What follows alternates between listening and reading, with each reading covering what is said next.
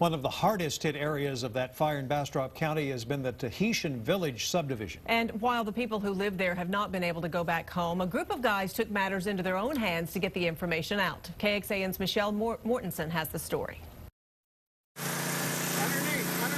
The moment he actually told me that my house was still standing, and I couldn't believe it. I just hugged him and cried and told him thank you so much.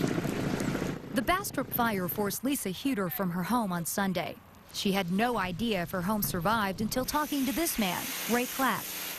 He, along with Goertz and Brad Freeland, took it upon themselves to fight the fire threatening their homes. We just took off, and went around the neighborhood. Whatever we saw, we put out what we could. Our only choice was to stay up there and do what we could do, or somebody else might lose their house. These men quickly became the only source of information for folks from Tahitian Village. So we would call somebody and say, hey, your house is still here, or your house isn't here, and the word got around town. So how did three men help battle one of the biggest blazes in Texas history, potentially saving dozens of homes? With this right here, a 450-gallon water tank. The men filled the tank with water from their pools. There's no telling how many houses we could have saved at that point. It was an act of generosity that Lisa Huter will never forget. Glad we're still going to be neighbors.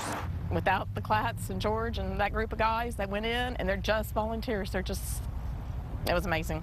And it was a sacrifice the men say they would do again and again for their neighbors and friends. What else do we have besides one another? In Bastrop, Michelle Mortensen, KXAN News.